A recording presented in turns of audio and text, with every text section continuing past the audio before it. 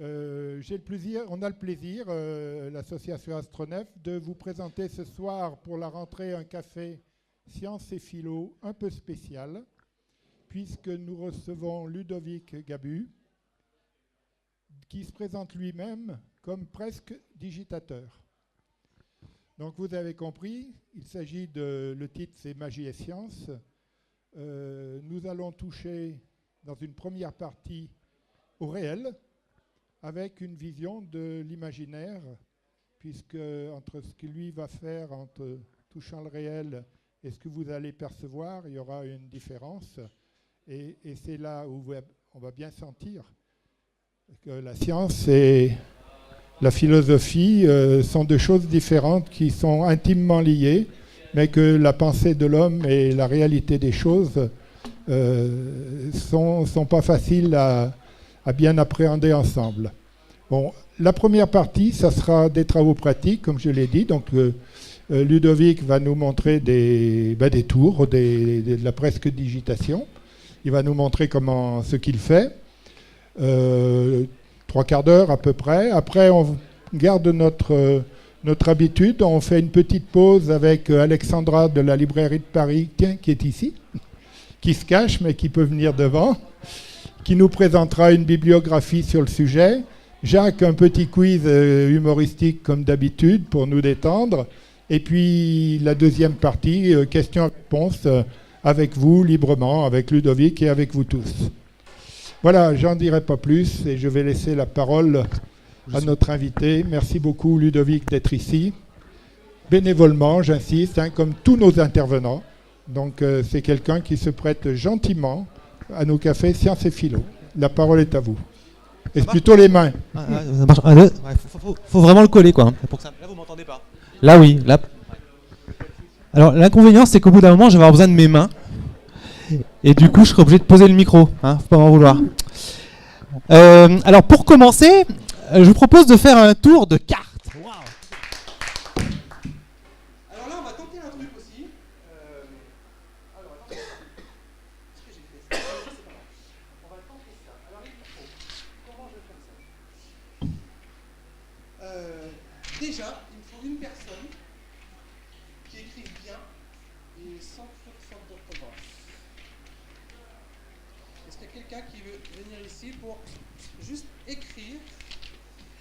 Hop, hop. Non, personne? Voilà, tac, j'ai 4 petits papiers là, ça sert. Quelqu'un qui écrit.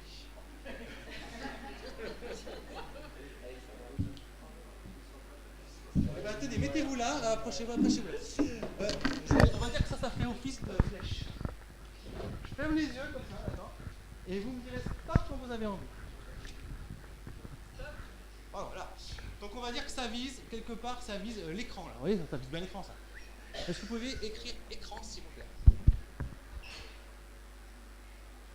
Merci.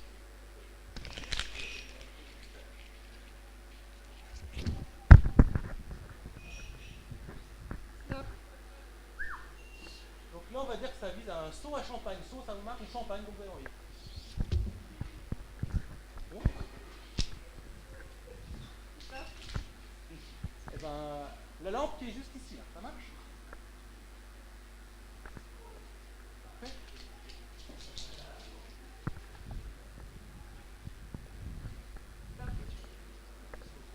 Le frigo? Le frigo, c'est pas mal.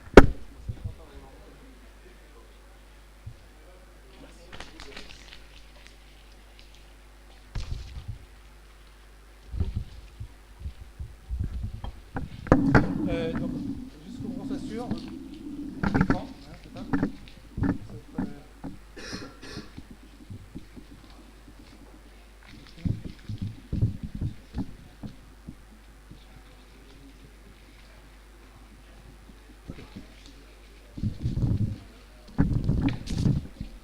Je vais vous demander, j'ai mélangé vos mains.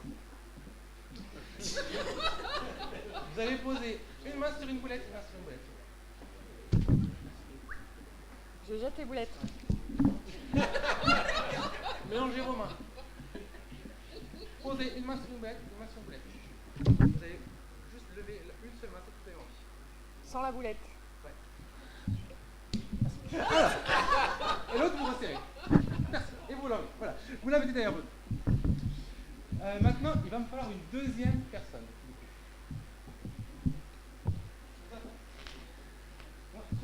Alors,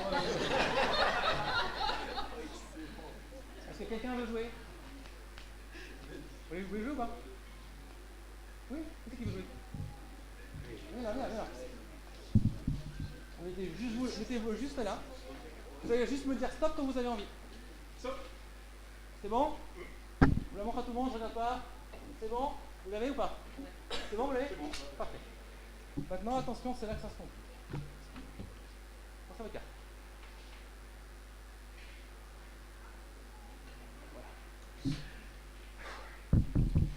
Je vais vous demander maintenant, vous pensez à votre carte, de me dire stop dès que vous allez la voir. Au moment même où vous me dites stop, vous la voyez, vous me dites stop. Donc je vous passe les cartes comme ça. Dès que vous voyez votre carte, vous me dites stop. D'accord ?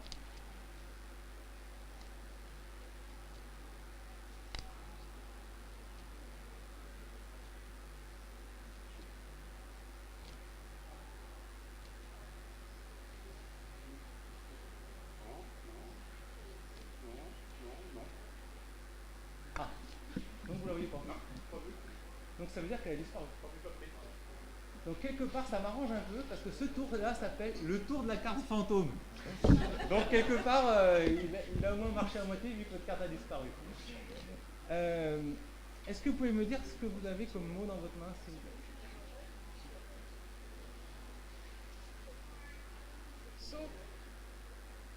Seau, c'était champagne. Est-ce que du coup, monsieur le président, vous voulez aller voir le seau à champagne? Un peu plus sur votre gauche, un peu plus sur votre gauche, voilà, c'est ça. Soulevez. Ah, bougez pas. Bougez pas. Bougez pas.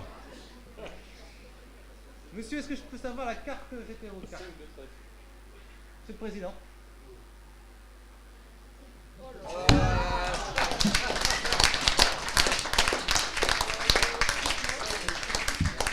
Merci, on peut les applaudir, s'il vous plaît.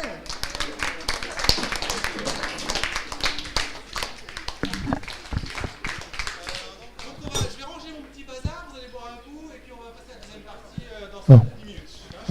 Alors, on va balayer. Et Alexandra, et puis après Jacques, on va faire pendant que vous rangez tout votre matériel, on va faire la revue de... Pardon? Oui, tout à fait. Donc Alexandra. Merci. Les assiettes, je les veux bien, ça m'évite d'en faire un chef. Monsieur le président, c'est ses cadeaux. Hop. Vous ne la gardez pas? Non, bah non, elle est signée.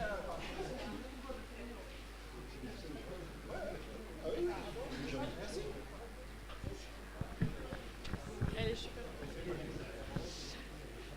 Alors, ça va être moins magique finalement ma sélection, mais bon. Je me suis fait plaisir avec une petite citation de Fred Weasley, qui est un des fils jumeaux de Arthur Weasley, qui est un des personnages d'Harry Potter. Et Arthur Weasley, en fait, est un magicien qui travaille au ministère de la Magie sur les détournements d'artisanat moldus. Je vous rappelle que les moldus, c'est les comme nous, en fait, qui n'ont pas de pouvoir magique. Et donc, chez les Weasley, on est très admiratifs des moldus, parce que, alors que nous ne sommes pas magiciens, et on peut dire un peu lents d'esprit, et, enfin bon, pas bien vifs, quoi, on a été capable de transformer un handicap, nous ne sommes pas magiciens, en talent, puisque nous avons créé pas mal de techniques qui nous permettent de nous déplacer extrêmement vite, la voiture ou l'électricité pour avoir la lumière. Et donc, en l'occurrence, cette citation-là, Fred Weasley a appris à fracturer les portes avec des barrettes à cheveux. Et donc pour commencer, le dictionnaire historique de la magie et des sciences occultes, qui est un ouvrage sérieux sur l'histoire de la magie, sur les pratiques, etc. Et puis à travers toute l'Europe, les sorcières, etc. Donc c'est un bon ouvrage documentaire. Et puis je suis partie un peu sur la superstition parce que... ça fait part de l'esprit magique, justement, des choses qu'on peut imaginer. Et comment, alors qu'aujourd'hui, on a quand même la science qui nous explique beaucoup de choses, on peut continuer à penser que rencontrer un chat noir porte malheur, passer sous une échelle porte malheur, que voilà. C'est aussi un document très sérieux. Et donc voilà Harry Potter, parce qu'il faut un peu de magie dans nos vies, et il faut bien le dire, Harry Potter en a mis pas mal. Là c'est le 2e tome, donc, dont est tirée la citation que j'ai mis en exergue, et dont est tirée sans doute une citation d'Arthur Weasley, mais j'ai pas eu le temps de tout relire, justement, où comment on dit, il est épaté par l'artisanat moldu. La magie en fait enchante nos vies, et au démarrage celle des enfants. Et donc là on parle de Max et Lily, qui est une petite collection de petites bandes dessinées. Max et Lily sont un frère et une sœur entre 6 et 10 ans, et qui, ces BD sont prétexte à aborder des problèmes de la vie quotidienne. Et là en l'occurrence c'est, il ne faut pas toujours se cacher derrière l'imaginaire, etc. La réalité, il faut savoir distinguer la réalité de l'imaginaire.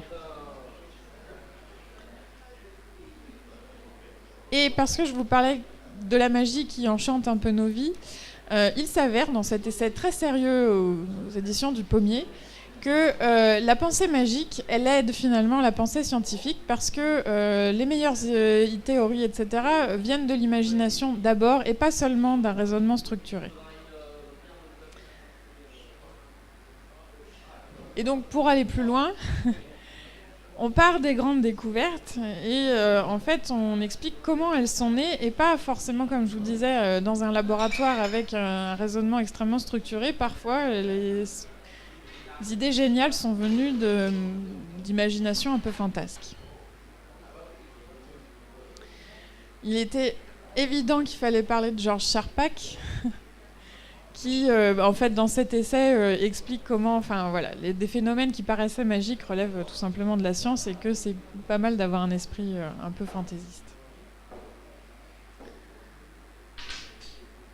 Alors là, ceci n'est pas un lapin. En fait, c'est comment des chercheurs en neurosciences ont pu expliquer pas mal de phénomènes, notamment d'illusions d'optique. Donc encore une fois, vraiment, je vous ai mis que des livres très sérieux sur la magie chez Belin. Et puis on repart chez les enfants. Donc pareil, en fait, c'est à partir de phénomènes qui peuvent paraître magiques, quelles sont les explications scientifiques et rationnelles qui expliquent ces phénomènes. Je vous ai amené ce livre, vous pourrez le feuilleter si vous voulez. J'avais pas tout, mais celui-ci, je l'avais. Et puis, comment, chez vous, organiser une soirée magie en réalisant des expériences. Et dans ce livre-là, que j'ai apporté également, vous avez les explications scientifiques pour les réaliser. Même principe. En fait, avec la chimie, cette fois, on n'est plus dans l'illusion d'optique, mais comment des phénomènes chimiques qui pourraient apparaître magiques, en fait, sont tout à fait rationnels. Et puis, parce qu'en fait, on peut aussi apprendre pas mal de choses grâce à la magie.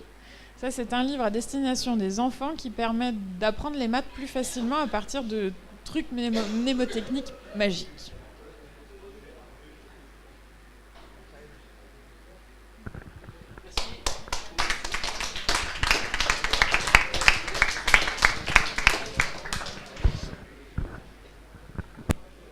Il nous reste quand même un petit peu de temps, une toute petite demi-heure pour discuter avec notre presque digitateur et poser les questions que vous souhaitez. Alors il y en a une que je pense qu'il est inutile de poser, c'est de lui demander de nous expliquer ce qu'il a fait, ça n'aurait plus de charme. À part ça, vous avez la parole.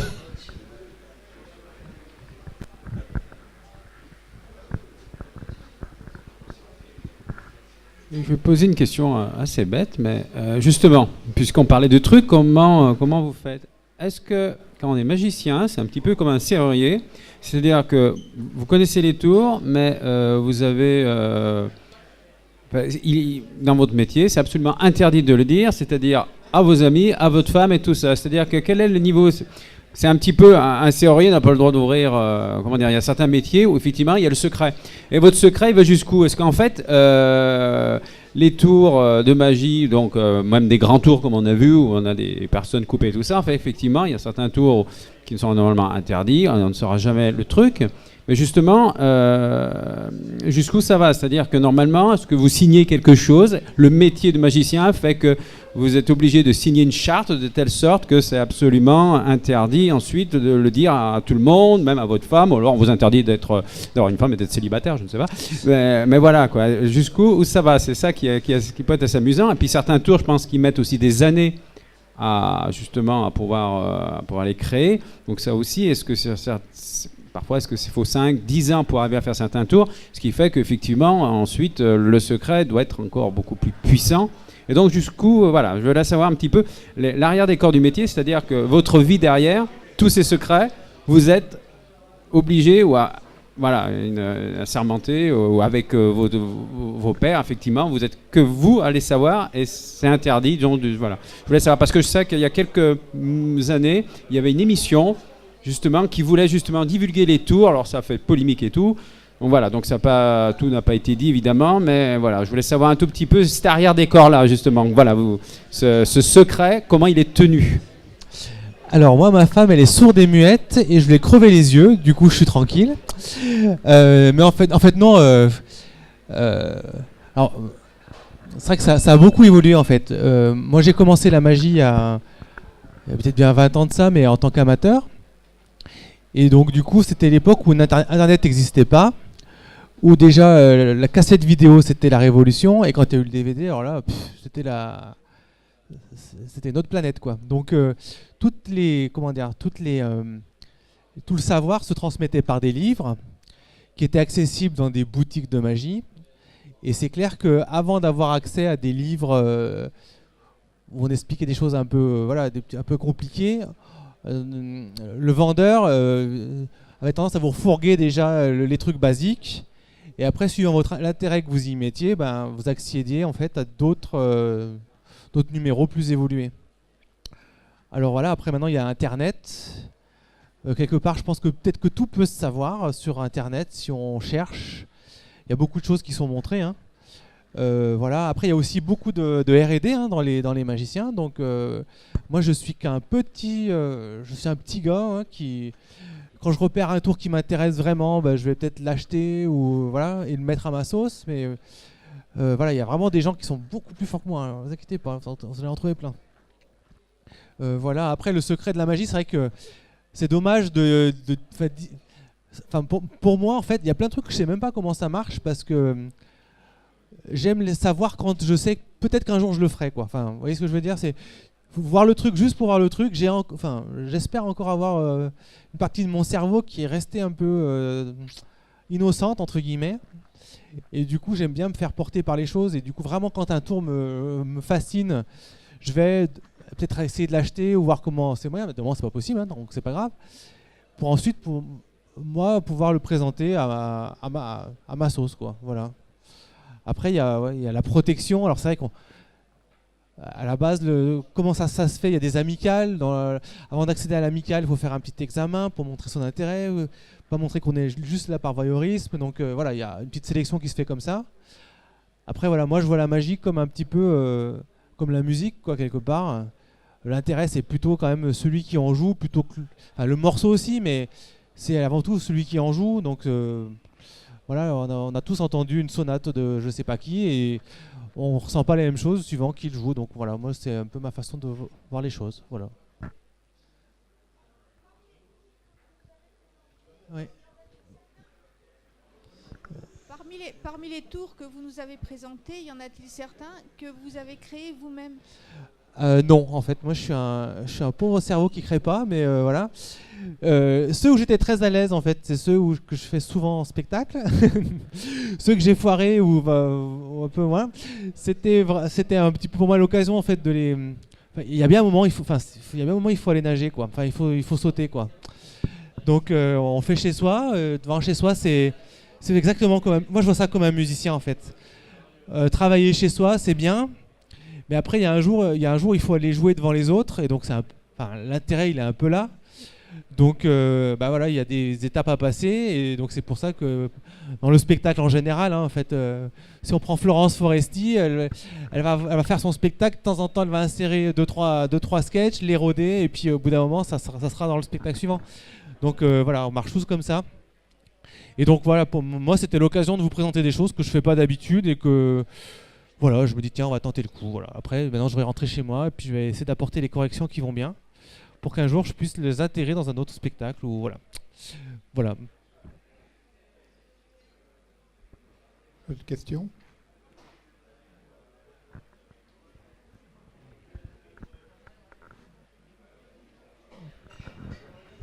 Bonsoir. Je voulais vous demander comment on devient magicien. Est-ce que depuis sa plus tendre enfance, on y pense, on cogite ou qu'est-ce qui fait qu'un jour on dit je vais être magicien? C'est la première question. Et la deuxième question, c'est avant d'être magicien, aviez-vous un autre métier? Un vrai, vous voulez dire non, mais en fait, moi, je suis là vraiment par hasard. Ça a commencé par mon frangin, donc mon frère qui justement a débarqué à Lyon dans un magasin de magie qui s'appelait Magic Boutique, rue Longue à Lyon, qui s'est vu refourguer le livre de base. Après il a travaillé dans son coin, il m'a présenté des trucs, il m'a énervé, j'ai pris le bouquin, je me suis intéressé aussi comme ça. Après je pense que chacun a son parcours, hein, voilà, juste le mien il est là. Après du coup j'ai des amis qui se sont mariés, donc pour faire la petite surprise, j'ai travaillé un tour à chaque fois. Alors au bout de 3 ou 4 amis qui se marient, à la fin ça fait un petit quart d'heure. À Saint-Étienne, il y a 20 ans de ça, il y avait un petit café-théâtre qui s'appelait le Théâtre de Poche, rue de la Mulatière. Donc moi j'y allais quand j'étais étudiant, tout ça, je faisais des tours de cartes et puis le gars il m'a dit si tu veux l'année prochaine tu peux avoir une demi-heure. Donc du coup j'ai vu que j'ai pas de potes qui se sont mariés, j'ai travaillé des trucs pour remplir ma demi-heure et être en première partie de quelqu'un. Et puis après le gars il m'a dit si tu veux l'année prochaine t'as 3 quarts d'heure. Et puis à la fin j'ai fait 1 heure. Et tout en faisant un autre travail à côté qui était de l'informatique industrielle. Voilà. Il se trouve que mon patron de l'informatique industrielle il m'a proposé d'aller faire de la magie. Donc du coup j'ai dit bon pourquoi pas. Donc je me suis reconverti, en fait ça fait 10 ans que je fête mon intermittence en fait comme on dit, voilà. Donc voilà. Et donc du coup que j'ai le spectacle que je faisais en tant qu'amateur au Théâtre de Poche, je l'ai rodé, j'en suis peut-être à la 500e maintenant. Donc voilà, parmi ce que je vous ai présenté, le tour de la grenouille en fait partie. Voilà, je crois que c'était la seule chose en fait que je fais très régulièrement. Voilà. Jacques a réussi un tour de magie. Il nous présente la vidéo enfin. La magie de l'informatique.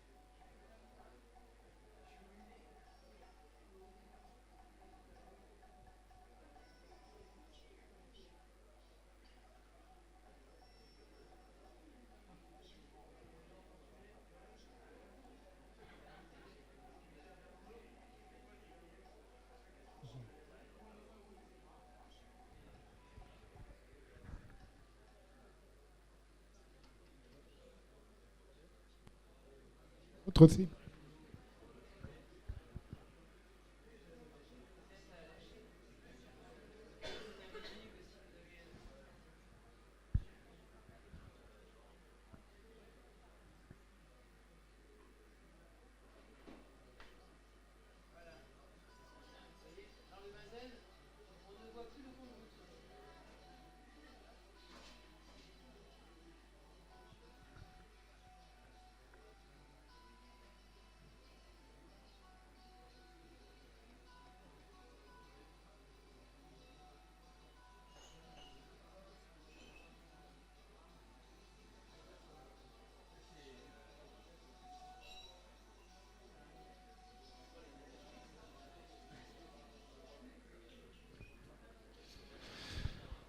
Bien.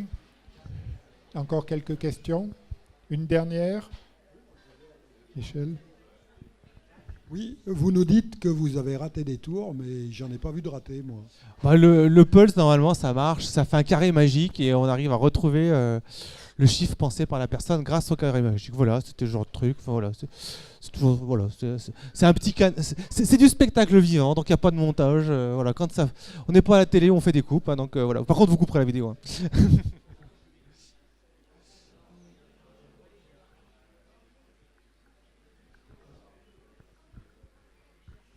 Moi, je veux juste savoir quel autre genre de truc, enfin de sketch, pas de sketch, de tour vous faites, pardon. Alors, à la base, la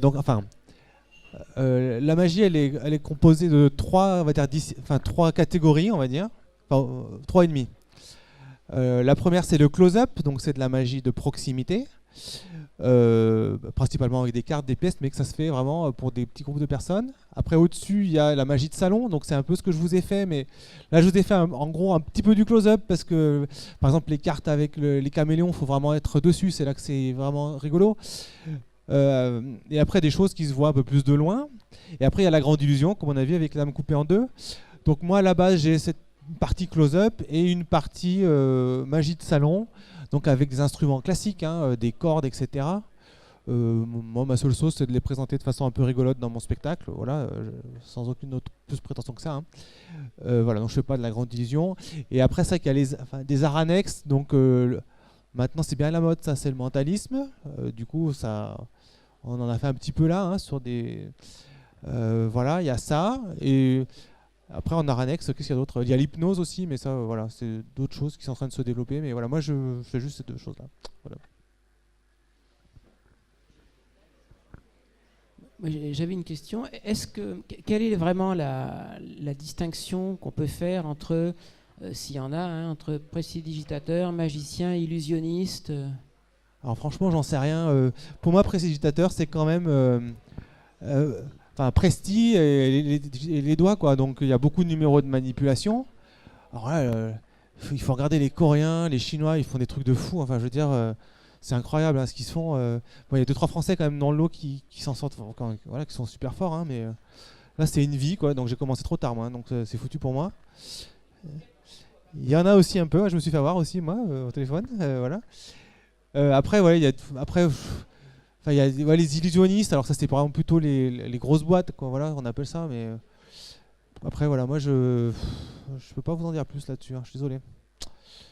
Après c'est vrai que ce qui est pas très démocratisé quand même, enfin un petit peu avec le plus grand cabaret du monde, mais le close-up, on n'en voit pas tant que ça, enfin un peu plus maintenant, mais il y a des émissions télé un petit peu, mais ça reste quand même, je sais pas, je trouve que la magie, elle a un petit peu aussi une image ringarde, donc et voilà, même si quand même il y a les émissions quand même qui sont avec Arthur sur le mentalisme, il y a pas mal de choses qui commencent un petit peu à se développer. Où on arrête un petit peu avec les lapins. Enfin voilà, c'est. Voilà.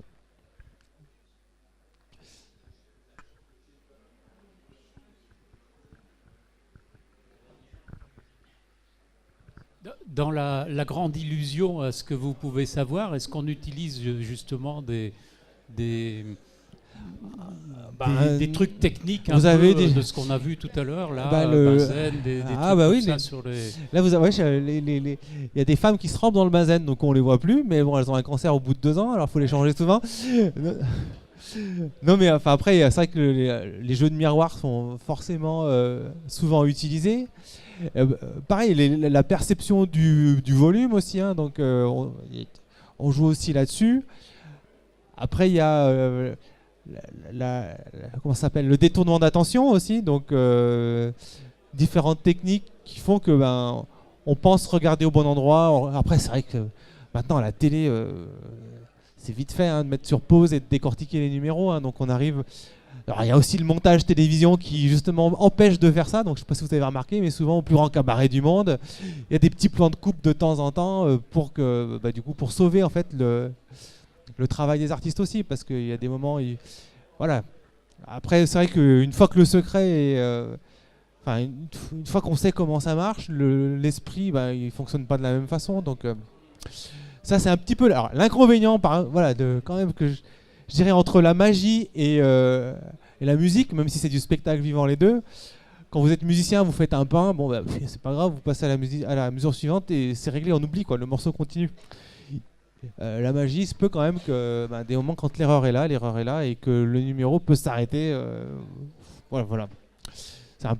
Mais bon, après, celui qui fait un triple salto sur un fil, il loupe le fil, il tombe par terre, voilà, ça revient un petit peu au même.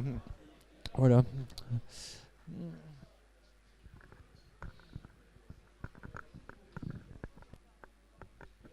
Plus de questions, vous avez bien réfléchi?